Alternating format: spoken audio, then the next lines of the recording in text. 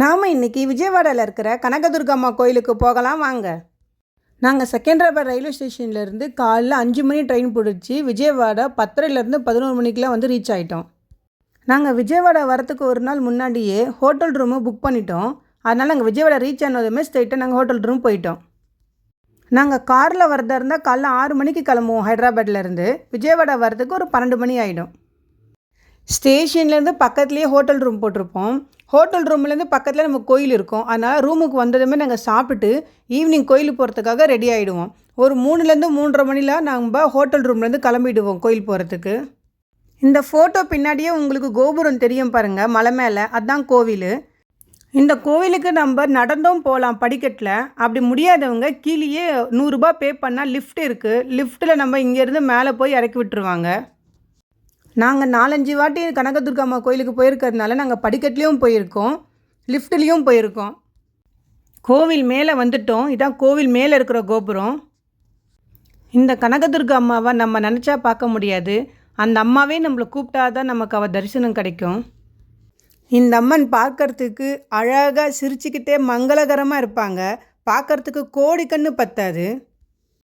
இந்த அம்மாவோட அருளை பற்றி சொல்கிறதுக்கு வார்த்தையே கிடையாது. இந்த கோயிலுக்கு வந்து அம்மனை தரிசனம் பண்ணுற பக்தர்களுக்கு மட்டும்தான் அதை அனுபவிக்க முடியும். அதை வார்த்தையால் சொல்ல முடியாது. கோவிலுக்கு கீழேயே கடைங்கள்லாம் இருக்கும். நீங்கள் மேலே கோயிலுக்கு அம்மனுக்கு புடவை வாங்கி தரதோ, மஞ்சள் குங்குமம், அர்ச்சனை எதுனாலும் கீழே வாங்கிட்டு வந்துடணும். ஏன்னா மேலே உங்களுக்கு எதுவுமே கிடைக்காது. படிக்கட்டில் நடந்து போகிறவங்களுக்கு மட்டும் கோயிலுக்கு போகிறதுக்கு முன்னாடி ஒரு ஃப்ளோரில் கடைங்கெல்லாம் இருக்கும். நீங்கள் ஃபோனெல்லாம் கீழே கொடுத்துட்டு போகிறதுனால அங்கே ஜிபே பண்ண முடியாது. கேஷாக எடுத்துகிட்டு போயிட்டு தான் எல்லா பொருளையும் வாங்க முடியும்.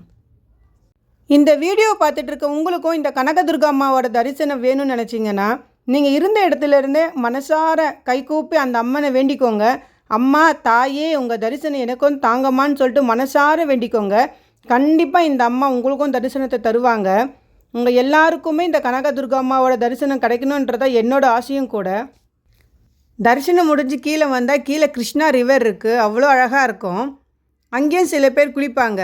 ஆனால் நாங்கள் போய் குளிக்கலாம் மாட்டோம். அங்கே நாங்கள் கொஞ்ச நேரம் டைம் மட்டும் ஸ்பெண்ட் பண்ணிட்டு வந்துடுவோம்.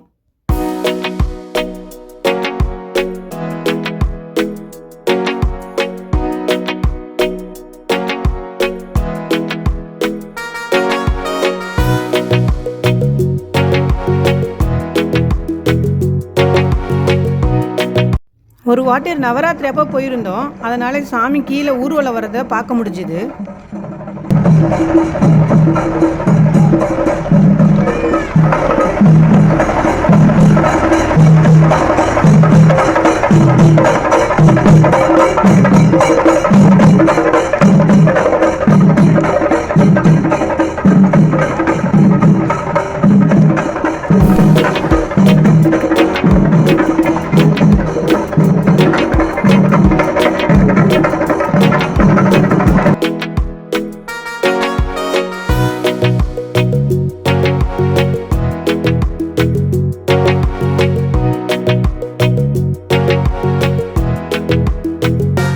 கோவில் தரிசனம் முடிஞ்சு வந்ததும் நாங்கள் ஷாப்பிங் கிளம்பிட்டோம்.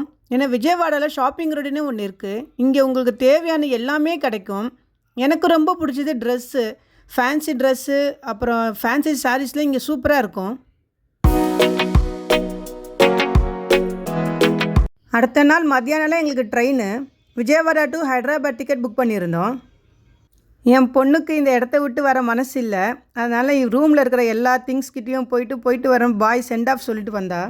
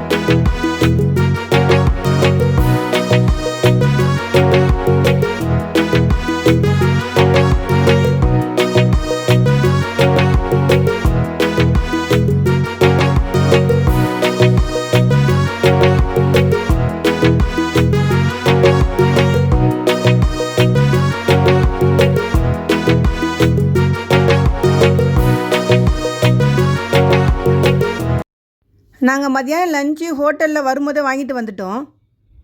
வெளியே அன்றைக்கின்னு பார்த்து செம்ம மழை, ஜாலியாக இருந்துச்சு பார்க்குறதுக்கே. நாங்கள் புக் பண்ணியிருந்தது ஏசி கோச்சுனால நமக்கு தண்ணி சாரெல்லாம் உள்ளே வரல, சேஃப்டியாகவும் இருந்துச்சு. அதே நேரத்தில் மழையை பார்த்துட்டு வரும்போது நல்லா இருந்துச்சு. நாங்கள் 2 மணிக்கு ட்ரெயின் ஏறணும் விஜயவாடாவில். செகண்டராபாத் வரத்துக்கு மணி 7லேருந்து 7:30 ஆகிடுச்சு. அன்றைக்கி நைட்டே வந்துட்டோம் நாங்கள் ரிட்டன். ஒன் டே ஒரே நாளில் ஒரு ஜாலியான ட்ரிப்பாகவும் இருந்துச்சு. நீங்களும் கண்டிப்பாக ட்ரை பண்ணுங்கள், ஒரு நாள் விஜயவாடா கனகதுர்கா அம்மாவை போய் பார்த்துட்டு வரலான்னு சொல்லிட்டு.